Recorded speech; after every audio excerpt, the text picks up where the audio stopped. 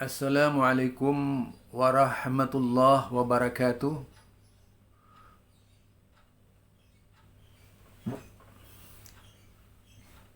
Alhamdulillahi rabbil alamin.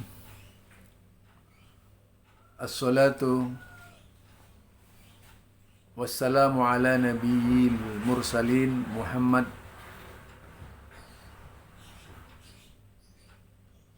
alaihi wasallam.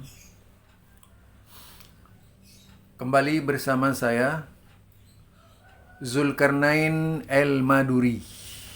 Kali ini yang akan kita angkat berkaitan dengan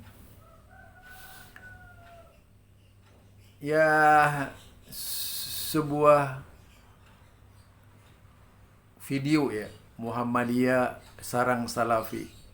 Yang pertama, Muhammadiyah sarang Salafi. Yang pertama, orang ini terkesan padahal di NU itu banyak menggunakan istilah Salafiyah. Itu artinya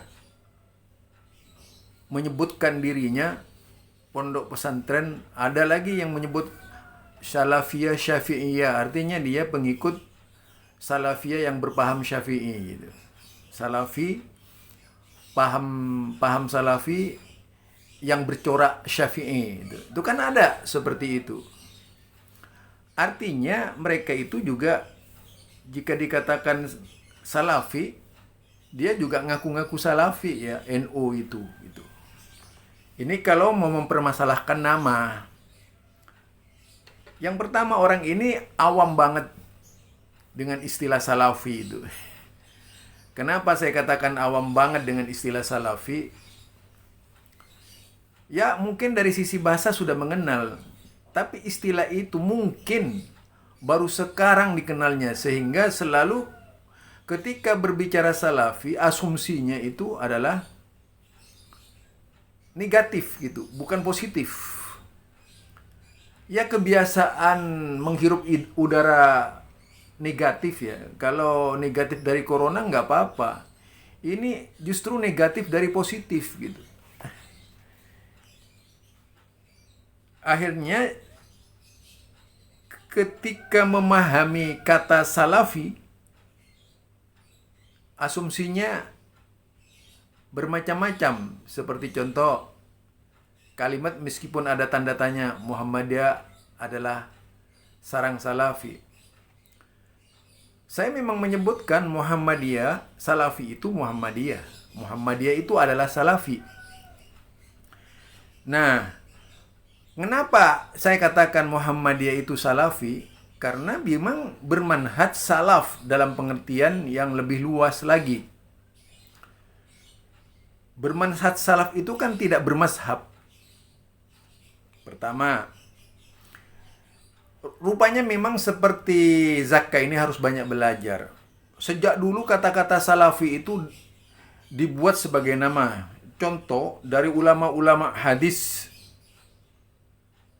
yaitu ulama-ulama hadis dari rawi-rawi hadis ya, perawi-rawi hadis yang saya kumpulkan itu. Ini perawi, baik yang dipakai oleh Imam Bukhari, yang dipakai oleh Imam Muslim, yang dipakai oleh Imam Abu Daud, Imam Nasai, Ibnu Majah, itu ternyata ketika saya periksa, tidak sedikit dari mereka selalu mengakhiri namanya. Contohnya misalnya seperti yaitu As-Salafi Abu Thahir Ahmad bin Muhammad As-Salafi. Lah itu. Kita juga mengenal nama misalnya, ini nama rawi dari sanad-sanad hadis yang ada. Ahmad bin Muhammad bin Muhammad bin Ibrahim bin Salafatil Asbahani, artinya dari Isfahan, Iran nih ya. Al-Hafidh Abu Thahir As-Salafi. Lah itu. Abu Dabiyah As-Salafi. Al-Kala'i, pakai dari daerah Kala'i itu. Berarti Jabir bin Ghanam As-Salafi. Jabir bin Ghanam As-Salafi. Al-Hamasi. Khalid bin Amru As-Salafi. Khalid bin Amru As-Salafi. Abul Akhil. Kemudian dikatakan Khalid bin Amru bin Akhil As-Salafi, Abu Dhabi As-Salafi Al-Kala'i Al-Hamasi.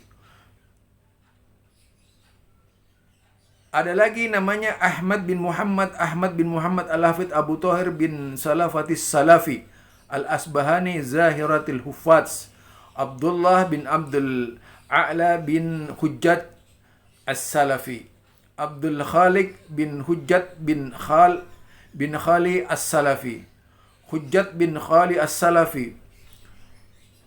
Jadi kalau kita lihat bahkan di dalam sebuah riwayat disebutkan As-Salafiyu Abu Tahir Ahmad bin Muhammad huwal imamul allama al-muhaddis al-hafid al-mufti Syekhul Islam Syarafal Muammirin Abu Tahir Ahmad bin Muhammad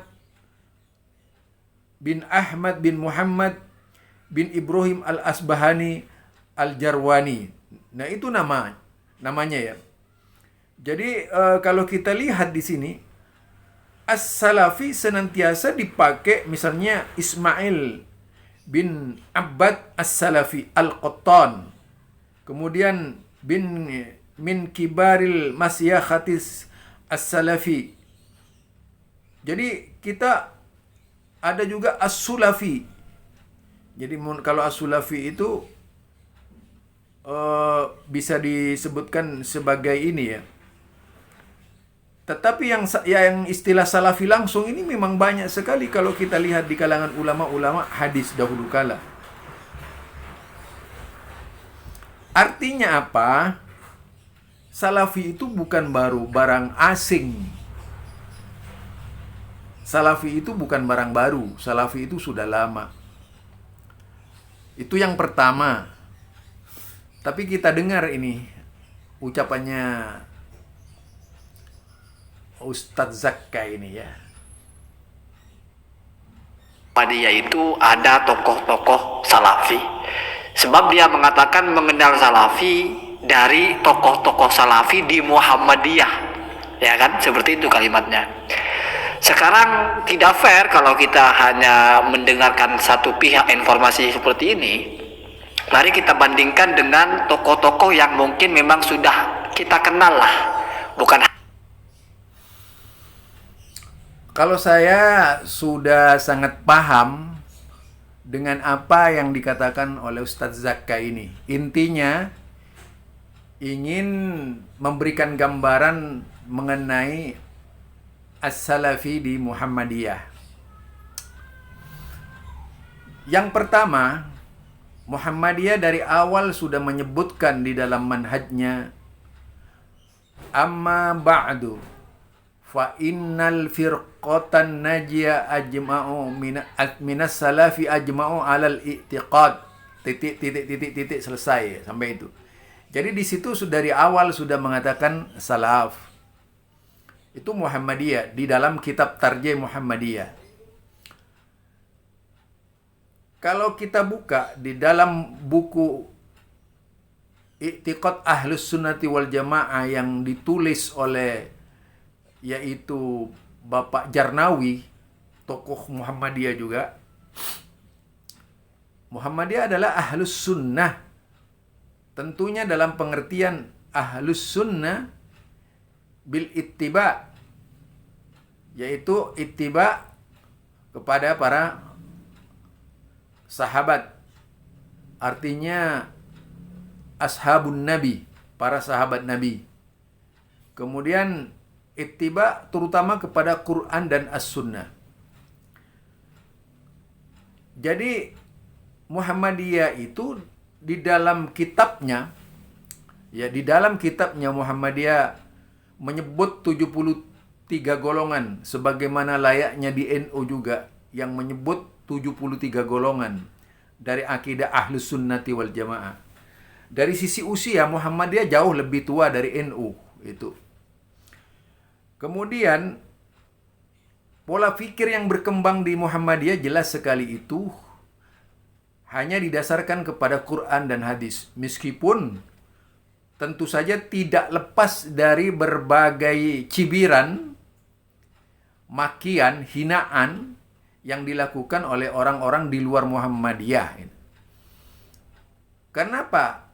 Yang pertama, orang-orang di luar Muhammadiyah itu lebih pada kontribusi doktrin tentang Islam.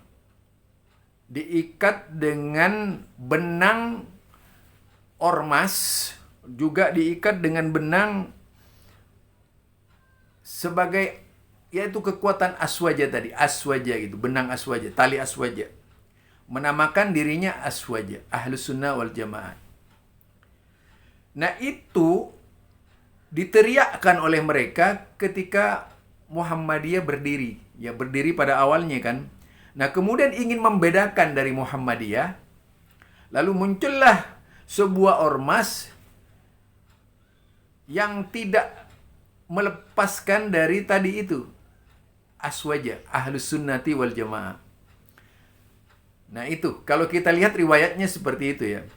Jadi itu diteriak-teriakkan mereka sesudah, yaitu pada tahun 1926. Kita lihat seperti itu. Artinya untuk membedakan diri dari Muhammadiyah. Sebagaimana juga ditulis oleh Delernor. Delernor itu adalah seorang penulis masa lalu ya. Berkaitan dengan Muhammadiyah itu. Bahwa memang gerakan dakwah yang dilakukan oleh Muhammadiyah ini tidak akan lepas dari persaingan, yaitu persaingan dalam dunia ormas yang dilakukan oleh kelompok yang bernama Aswaja NU tadi itu. Mereka mengasaskan diri. Jadi mereka ini mengasaskan diri pada kekuatan yang sudah ada. Beda dengan Muhammadiyah. Merintis kekuatan. Itu bedanya. Jadi kalau mereka ini yaitu menguatkan diri dengan kekuatan-kekuatan yang ada. Misalnya ya seperti tadi Asy'ariyah, Maturidiyah, imam-imam mazhab. Muhammadiyah tidak mengingatkan kepada cara-cara seperti itu. Muhammadiyah itu lebih bersifat manhaj. Manhaj itu adalah suatu metode untuk menghasilkan pemikiran-pemikiran ke depan sesuai dengan langkah-langkah yang ditempuh oleh Muhammadiyah. Itu ya, kalau kita baca.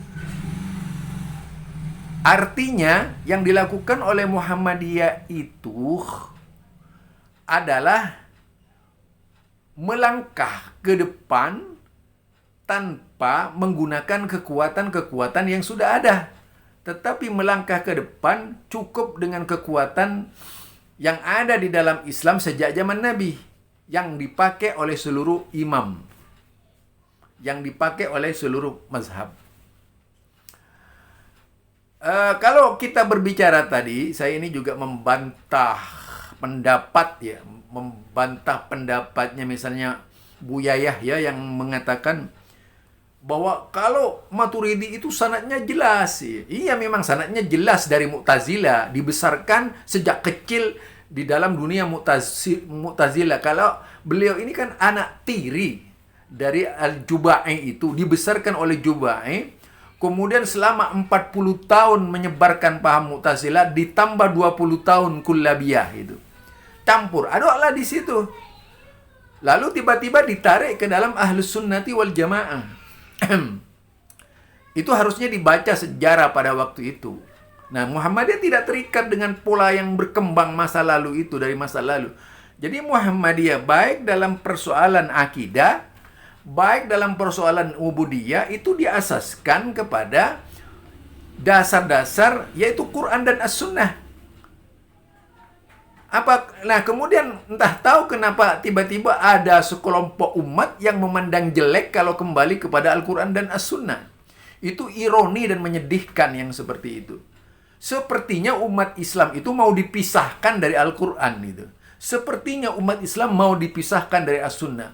Artinya Dilarang membuka-buka Quran berbicara apa yang ada di dalam Al-Quran, dilarang berbicara apa yang ada di hadis, tapi harus berbicara berdasarkan mazhab dan pengertian-pengertian yang disadur oleh mereka dari kitab-kitab tersebut gitu. Lahirlah kitab iya itu, misalnya Syafi'iyah iya sampai iya yang terakhir itu lahir. Tidak lagi merupakan bentuk Syafi'iyah masa lalu. Jadi pengembangan mazhab ini tetap pada intinya adalah memposisikan kelompok pada satu arah pemikiran yang sudah ada itu tadi.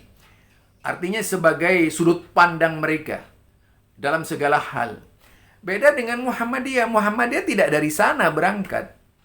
Muhammadiyah itu bisa mengambil mazhab, bisa mengambil seluruh hadis Nabi yang ada di Bukhari Muslim, bisa mengambil dari Imam Abu Hanifah, bisa mengambil dari Imam Ahmad, Imam Malik bin Anas, bisa mengambil dari Imam Muhammad bin Idris Asy-Syafi'i, bisa mengambil dari Imam Ahmad bin Hambal. Jadi semua bisa diambil. Juga bisa mengambil dari murid-muridnya. Apakah Ibnu Abdul Bar atau Ibnu Rajab, kemudian bisa dari Mubarak, dari yaitu Imam Nawawi, bisa mengambil dari Ibnu Hajar Asqalani, bisa mengambil dari Imam As-Sawqani, bisa mengambil dari Imam Sun'ani.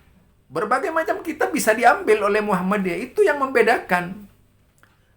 Jadi pola yang berkembang di Muhammadiyah itu sangat ilmiah. Jadi sebenarnya setiap warga Muhammadiyah seandainya bisa itu, ya dituntut memberikan masukan. Seluruh Muhammadiyah, misalnya warga Muhammadiyah bisa memberikan masukan, itu bisa sangat dituntut oleh Muhammadiyah, bisa berperan di Muhammadiyah, mengusulkan apa saja yang ada di dalam kitab-kitab hadis. Nah, artinya ini ingin menyuburkan tradisi masa lalu ketika keilmuan itu muncul berada di bawah naungan. Seperti contohnya adalah Imam Abu Hanifah. Kejayaan Abu Hanifah ketika itu tidak bisa dilepaskan dari keilmuannya juga. Dengan kemampuannya. Hanya saja karena sosok Abu Hanifah ini muncul ketika itu, istilahnya tidak ada lawan tandingnya ketika itu, lalu jadilah dia sebagai mazhab. Ya, itu.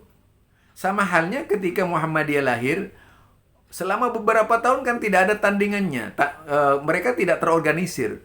Terorganisirnya baru tahun 1926 kalau kita lihat, ya. Yaitu setelah Kiai Haji Ahmad Dahlan meninggal, barulah muncul berbagai macam fitnah terhadap Kiai Haji Ahmad Dahlan, termasuk buku fikih palsu itu yang beredar gitu ya. Itu pertama.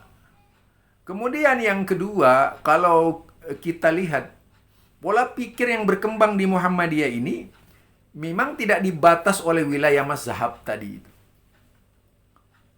Nah, di mana di situ kita bisa mengambil dari imam mazhab, bisa kita mengkritisi imam mazhab, bisa kita yaitu menjadikan imam mazhab sebagai penguat, bisa juga tidak dipakai dari imam mazhab itu.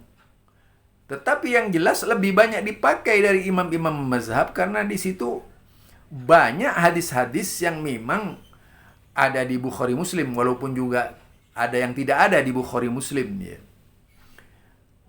Nah, sementara kalau kita lihat kitab-kitab hadis itu cukup banyak. Tidak sedikit kitab-kitab hadis yang ada di dalam pustaka-pustaka Islam. Nah, dari kitab-kitab yang ada itulah sudah pasti lahirlah sikap Muhammadiyah ini untuk melihat kebenaran agama dari berbagai macam kacamata. Baik dari kacamata hadis Al-Quran, As-Sunnah, juga kacamata mazhab itu dipakai, bukannya tidak dipakai, tetap saja dipakai. Walaupun mungkin saja sebagai gambaran belaka bisa gitu. Atau penguat, saya katakan tadi sebagai penguat itu bisa. Artinya istilahnya itu menjadi muttaba'ah. yang dilakukan oleh Muhammadiyah terhadap berbagai macam kitab klasik yang ditulis oleh mereka gitu. Nah, kegiatan seperti inilah disebut kegiatan salafiyah di Muhammadiyah. Kalau kehadiran salafi di Muhammadiyah itu pada waktu itu di tahun 90-an ya, 80-an lah, 80-an.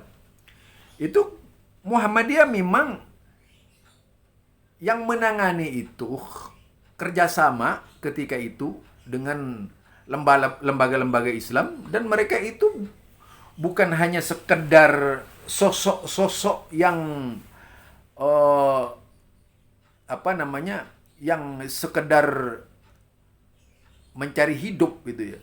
Bukan seperti itu kalau kita lihat. Adalah karena mereka ini adalah sosok-sosok ilmiah. Jadi orangnya sangat adab, cara berpikirnya adab. Saya mengenal tokoh misalnya di PP Muhammadiyah dulu itu, Allah yarham Buya Anhar Burhanuddin MA.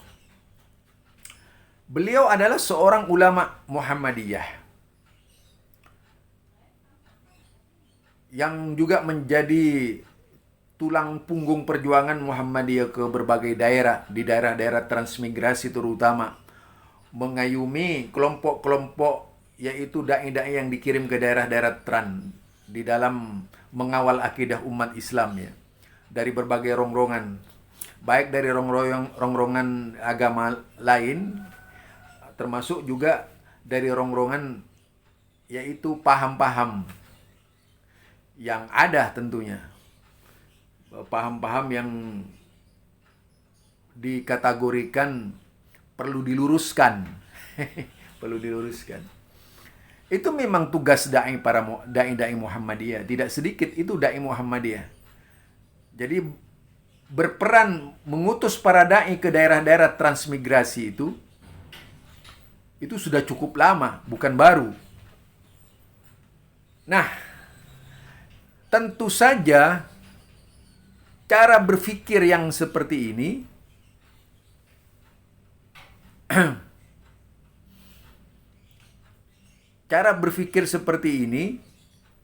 tidak berhenti hanya sampai di situ.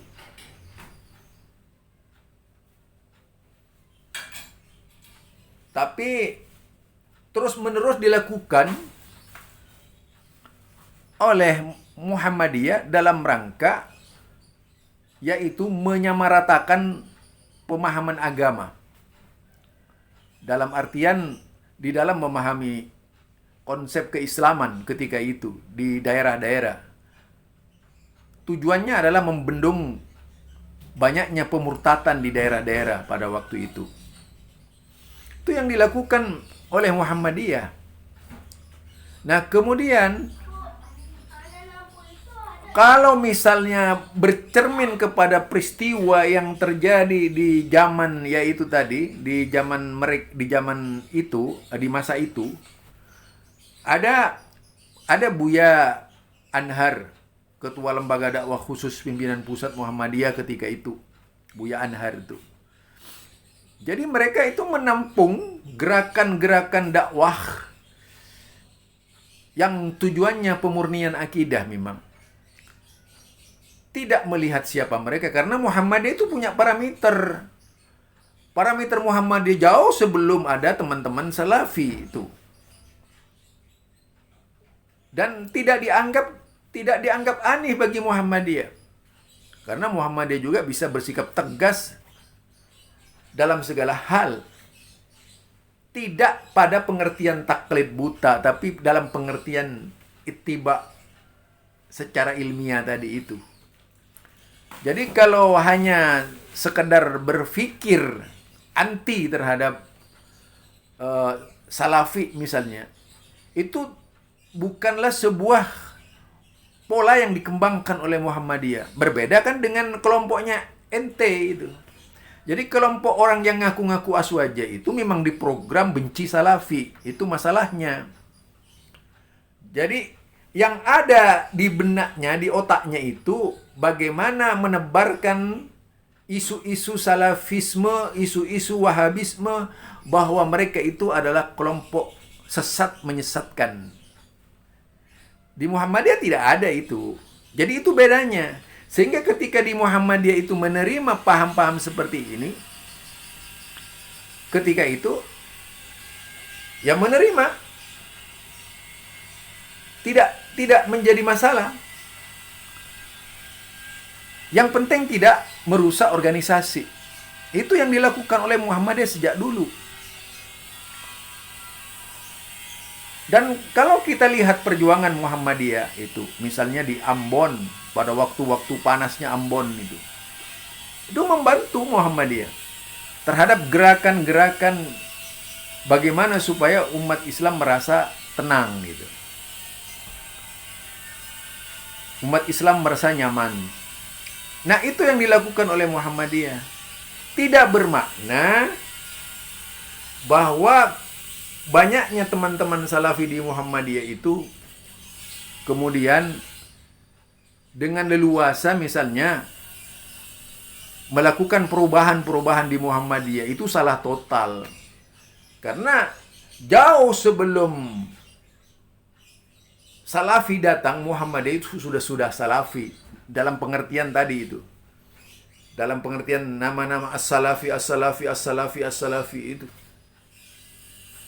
Sudah itu. Jadi Muhammadiyah as-Salafi. Jadi makanya Muhammadiyah itu tidak lagi memandang dari sisi apakah itu Syekh Muhammad bin Abdul Wahab, tidak memandang siapa. Yang dipandang adalah programnya, yaitu Quran dan As-Sunnah. Berbeda kan dengan tetangga sebelah. Kalau tetangga sebelah ini dilihat dulu orangnya gitu. Apa? Borok-borok mau menolong, mengadakan pengajian di masjid sendiri saja dikacau balau gitu ya, supaya nggak terjadi pengajian. Ini bedanya. Kalau Muhammadiyah tidak seperti itu. Tidak pernah menuang kebencian kepada siapapun. Walaupun berkali-kali Muhammadiyah itu diusik tenang-tenang saja gitu. Itu jiwa besarnya Muhammadiyah. Sampai sekarang tak terkalahkan. Wajar kalau Muhammadiyah itu lebih hebat dari ormas-ormas lain yang ada di Indonesia ini. Wajar Muhammadiyah itu tidak terdandingi. Karena memang jiwa Muhammadiyah itu jiwa besar, berjiwa besar. Bukan jiwa anak-anak yang merengek-rengek, nangis, minta dimanja dan sebagainya, dinina bobokkan. Enggak, bukan ormas-ormas begitu Muhammadiyah. Ormas Muhammadiyah namanya itu Muhammadiyah tertua. Jadi pikirannya dewasa. Tidak mudah mengusik orang lain. Tidak mudah menyakiti orang lain. Berbicara ajaran Muhammadiyah saja yang marah orang luar gitu. Seperti apa, dari saking ingin mempengaruhi Muhammadiyah, menulis buku Muhammadiyah itu NU. Wow. Dengan data palsu. Itu artinya apa ya? Itu jiwa anak-anak itu. Jiwa yang perlu disantuni gitu, dengan penuh kasih sayang. Makanya di sini peran sebagai seorang kakak dalam ormas Islam di Indonesia, ya kakak itu harus dewasa lah menghadapi adik-adiknya, kan begitu itu. Karena memang namanya adik itu bisa nakal gitu. Pokoknya sembarangan lah. Ya harus tahu lah Muhammadiyah itu menghadapi adik-adiknya seperti apa gitu. Jadi kalau sekarang berbicara Salafi, di mana letak salahnya? Apa salahnya? kalau kemudian diseret-seret ke Wahabi, terus apa permasalahannya? Misalnya sama dengan ajarannya Muhammad bin Abdul Wahab. Terus masalahnya di mana gitu? Taruh sama gitu, tidak ada perbedaan. Terus masalahnya apa gitu? Mengapa yang sewot itu orang-orang luar? Itu yang aneh, heran itu. Mengapa yang sewot itu orang yang katanya penuh dengan keilmuan? Harusnya kan tidak seperti itu.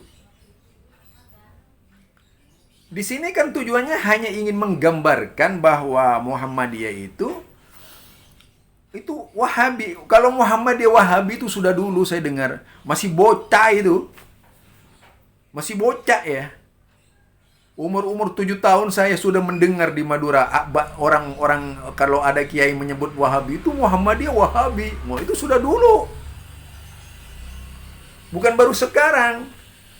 Karena memang permasalahannya, saya ini di desa, ya.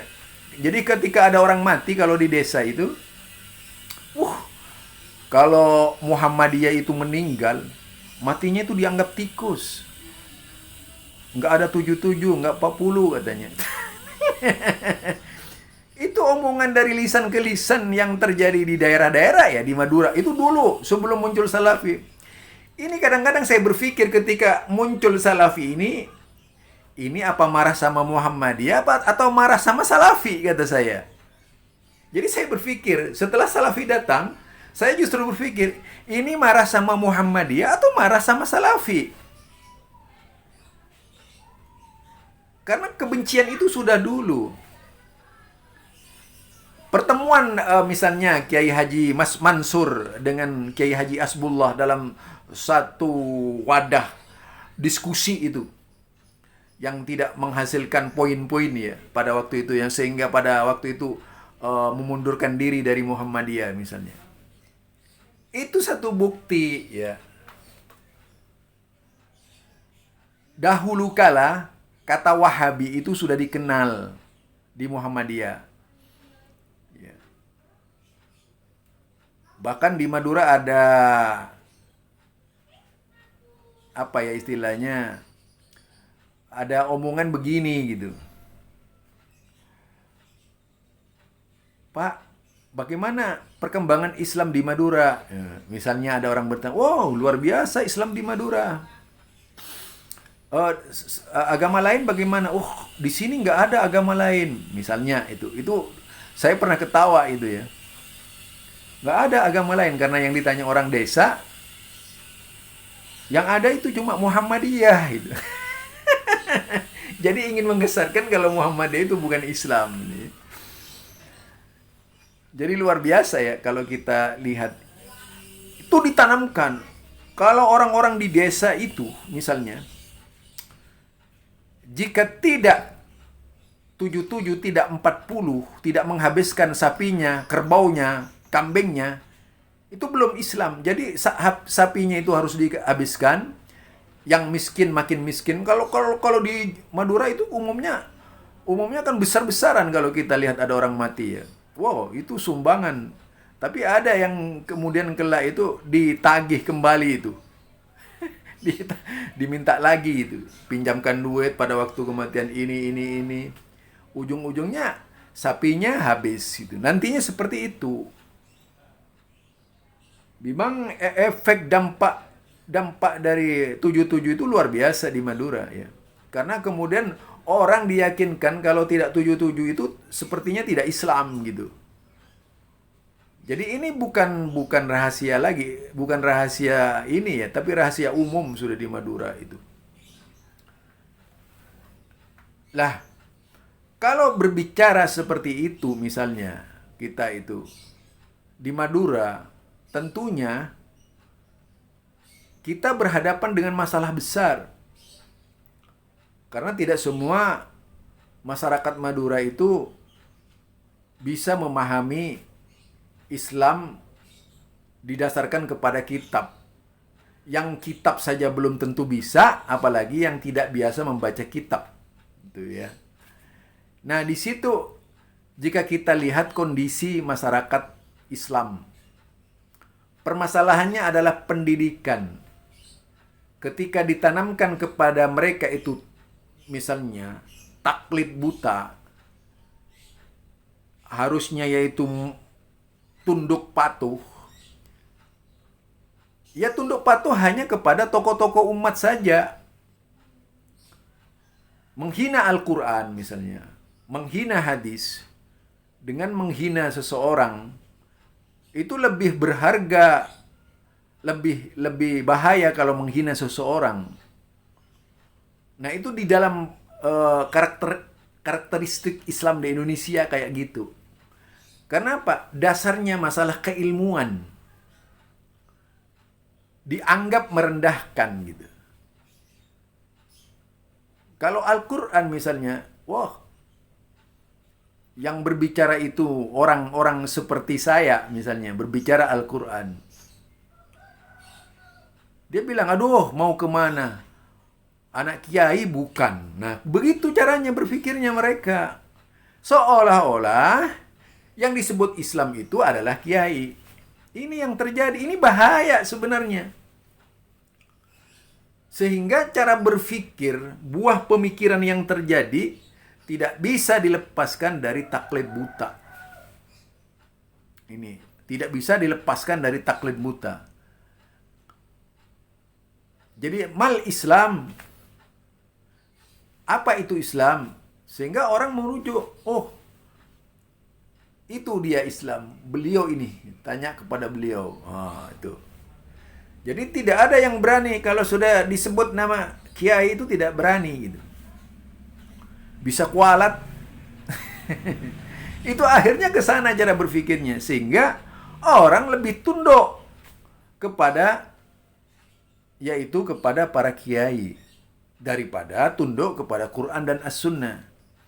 Pemicunya ada. Pemicunya itu adalah kitab Ta'lim Muta'alim yang mengajarkan kepada mereka, karena memang kita lihat alumni pondok pesantren di Madura itu banyak itu. Jadi banyak sekali, tapi mereka kan tidak jadi kiai, jadi masyarakat biasa, pedagang sebagainya itu, sehingga melupakan ilmunya banyak itu. Karena di desa-desa dulu itu tidak bisa dilepaskan dari pesantren-pesantren sampai ke kepulauan begitu itu. Di pulau-pulau yang ada di Madura, di Sumeneb saja itu ada 61 pulau ya, kalau nggak salah itu ya. Di Sumeneb itu ada 61 pulau. Itu ada pondok pesantren-pesantren kecil itu. Jadi ribuan pesantren. Artinya produk pesantren ini cukup banyak di Madura, tapi kan tidak semuanya tidak jadi kiai, ada yang jadi pedagang dan sebagainya. Nah, perhatian terhadap Islam yang disebut Islam, ya kama yakulu kiai, sebagaimana yang dikatakan oleh para kiai itu. Jadi Islam di situ pengertiannya. Ya. Sehingga wow, bisa saja orang seperti saya ini mau bicara apa saja berkaitan dengan agama, tidak ada artinya bagi mereka. Kecuali istilah orang Madura itu ACP, kejunjungan tertinggi yang ada di pulau tersebut. Tunduk, patuh, membela dan sebagainya. Itu baru terhormat, karena memang orang Madura itu kalau dari sisi kitab Adabul Mufrad itu paling adab gitu. Orang Madura ini paling adab. Kalau kita lihat tuh, dari sisi adabnya kepada orang tua, kepada tokoh umat tuh adab gitu. Cuma kadang-kadang berlebih-lebihan juga gitu. Jadi adabnya itu yang luar biasa. Tidak mereka bisa tersinggung kalau misalnya ada tokoh masyarakat yang kita bicarakan kejelekannya. Nah, semangat yang luar biasa ini bisa kadang-kadang digunakan salah oleh mereka gitu. Ini yang kadang-kadang yang perlu diperbaiki ini gitu, sikap. Karena apa tadi itu? Yang jadi landasan mereka mengabdi seumur hidupnya kepada tokoh-tokoh umat itu adalah kitab Ta'lim Muta'allim. Ini nggak bisa kita bohongin ini. Jadi mereka itu sangat berhasil merubah masyarakat itu. Jadi masyarakat Madura itu tuh sangat berhasil, meskipun di Madura ini banyak carok dan sebagainya ya. Tetapi itu tidak menghalangi mereka untuk tunduk patuh kepada kiai. Sebenarnya dari sisi ketundukan bagus, sangat bagus. Hanya saja perlu diikuti dengan membuka pemikiran-pemikiran yang ada tadi, supaya umat Islam itu mengerti dengan benar apa itu Islam. Nah, karena ini terbukti, artinya kalau kita tanya satu persatu itu dari orang-orang yang ada di pantai, orang-orang yang ada di sawah, orang-orang yang ada di pasar misalnya, maka jawaban apa itu Islam itu bermacam-macam tuh jawabannya. Ya, artinya di sini perlu pemantapan langkah ini. Saya pernah loh bertanya itu dari sekian banyak orang ya, tanya satu persatu itu. Orang pantai, di tepi pantai itu, kita di misalnya di pantai Lombang, Salopeng itu dan sebagainya itu. Di pulau Kangian dan sebagainya, ditanya, "Mal Islam, apa itu Islam?" Nah, tuh jawabannya bermacam-macam gitu. Yang menunjukkan keawamannya dalam bidang agama. Jadi kekuatan berpikir mereka yaitu pengabdian kepada yaitu orang yang disepukan, itu di Madura yang ada ya, disepukan. Ketaannya sampai di sana. Nah, ini kalau diarahkan kepada yang lebih positif akan sangat bagus. Misalnya bagaimana mereka itu mencintai Al-Quran. Lah taruhlah, ini satu contoh ya, ketika kitab Al-Um Imam Syafi'i itu diamalkan sepenuhnya oleh pengikut Syafi'iyah di Masjid Mustaqbil di di wilayah Perenduan Sumeneb itu. Ya, mirip-mirip, walaupun misalnya kunut ya, itu mirip-mirip Wahabi karena berzikirnya pelan, tidak nyaring gitu dan sebagainya. Kemudian merapatkan shaf. Saya baru melihat itu dari kelompok Syafi'iyah di Masjid Mustaqbil itu. Dekat pesantren yaitu cabang pesantren Gontor itu, yang ada di Parenduan Sumeneb ya. Nah, itu kalau kita lihat. Jadi paradigma masyarakat Madura itu tentang ulama yaitu sikap pengabdiannya yang sangat tinggi. Nah, inilah yang mungkin sangat perlu bagaimana supaya pendidikan itu lebih masuk kepada umat Islam. Artinya peran tokoh-tokoh masyarakat yang digandrungi oleh mereka ini bisa memberikan yaitu pengetahuan yang lebih sempurna kepada mereka. Jadi jangan ditotok jalan berpikirnya. Kalau ditotok jalan berpikirnya, tentu akan membuat mereka itu yaitu tadi tunduk patuh secara taklid buta. Ini yang akan terjadi. Ini yang sering terjadi juga di daerah-daerah lain, seperti itu munculnya. Karenanya di dalam hal ini beragama yang paling utama adalah yaitu tadi diarahkan bagaimana sosok-sosok yang ada di dalam Islam di seluruh Nusantara itu bisa memahami Islam tanpa taklid buta. Itu yang bagus. Jadi umat kalau diikat dengan taklid buta, ya seperti umat-umat dahulu kala dari umat nabi-nabi itu. Begitu Nabi meninggal dirubah ajarannya. Begitu umat Nabi meninggal dirubah ajarannya. Kita lihat mulai dari zaman Nabi Ibrahim ya, sebelumnya itu sahifah menggunakan sahifah. Ajaran hadis-hadis mereka, hadis para nabi waktu itu ya. Yang tentu saja sebagai bukti ajaran para nabi itu, hadis-hadis mereka saja. Tidak ada yang sampai kepada umat Islam sekarang ini. Itu satu bukti hilangnya ajaran para nabi. Ya. Jadi kalau kita lihat ajaran para nabi yang dalam bentuk hadis-hadis, tidak ada yang sampai kepada kita. Yang ada itu baru Alkitab. Itu Alkitab Perjanjian Lama, Old Statement, New Statement. Ya, New Statement. Perjanjian Lama dan Perjanjian Baru. Itu kan sama dengan hadis-hadis tuh. Kalau kita lihat riwayatnya. Ada yang mardud, ada yang sahih dan sebagainya. Kalau ditinjau dari sisi ilmu hadis. Nah, saya itu tadi pernah berbicara langsung dengan kelompok ahli kitab dari Islam yang menguasai kitab-kitab mereka setelah lama mereka berada dalam kawasannya, seperti Angelis misalnya, beberapa tokoh yaitu seperti Yonatan Nandar, kemudian Zulkifli, beberapa tokoh yang ahli-ahli lah. Dan itu memang semuanya bisa berbicara berkaitan dengan Alkitab. Kemampuannya luar biasa. Ya, ini yang saya maksudkan. Nah, perubahan kitab itulah yang kemudian mempengaruhi cara berpikir dari umat ke umat. Ketika muncul Nabi, meninggal Nabi, muncul Nabi baru pada waktu itu. Ketika meninggal Nabi, muncul Nabi baru, ada yang memperbaharui lagi. Tajdidul iman terjadi terus-menerus sampai saatnya Nabi Muhammad sallallahu alaihi wasallam. Lah sekarang Allah itu tidak menurunkan Nabi lagi. Tapi Allah itu menurunkan tadi itu ulama.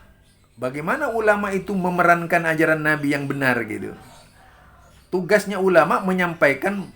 Jadi kalau kita lihat untuk sementara pengakuan saya, pemahaman saya, mereka yang memang benar-benar adalah ulama itu, yang benar-benar ulama, yaitu sekelas Imam Bukhari, Imam Muslim. Jadi sekelas Imam Bukhari, Imam Muslim, Imam Abu Daud, Imam Tirmidzi, Imam Nasai, yaitu Ibnu Hibban, Imam Ibnu Majah, ya.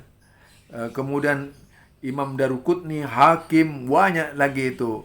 Imam Ahmad bin Hanbal, Imam Syafi'i, Imam Malik, Imam Abu Hanifah. Itu semuanya kan mereka termasuk ulama-ulama hadis juga gitu. Jadi banyak sekali. Belum lagi yaitu ulama-ulama dari kalangan ahli mufassir dan sebagainya. Artinya karyanya nyata itu, dengan di dalamnya penuh dengan berbagai macam pandangan. Itu yang kita lihat ya. Yang kita lihat seperti itu. Artinya kita itu harus pakai parameter. Jadi harus pakai parameter. Mana yang ulama benaran dan mana yang tidak ulama gitu. Nah, dalam rangka apa? Agar umat itu benar-benar berisi. Jadi kontennya itu adalah memang konten kualitas. Kepribadian yang diciptakan dari para ulama ini adalah kepribadian yang benar-benar menonjolkan kepribadian pewarisnya, yaitu Rasulullah sallallahu alaihi wasallam. Jadi mereka ini semuanya lah, kalau berkiblat kepada generasi pertama tadi itu yang ini disebut salafi, yaitu. Jadi pengertian salafi dalam pengertian salafi secara subjektif itu keliru besar. Jadi salafi yang objektif, yaitu dengan kembali kepada sejarah. Karena kita lihat Ibnu Katsir juga itu as-salafi, Imam Syafi'i as-salafi, Imam Abu Hanifah ya as-salafi, Imam Malik as-salafi. Terus yang bukan salafi siapa? Ya Mu'tazilah gitu. Walaupun mereka juga ngaku salafi, salafi Mu'taziliyah gitu. Jahmiyah juga ngaku salafi, namanya salafi Jahmiyah gitu. Repot banget ngebilang begitu itu. Jadi kalau berbicara salafi ini memang objektivitas yang dipakai, bukan negatif thinking melulu. Kalau negatif thinking melulu itu tidak akan menghasilkan apa-apa. Assalamualaikum warahmatullahi wabarakatuh.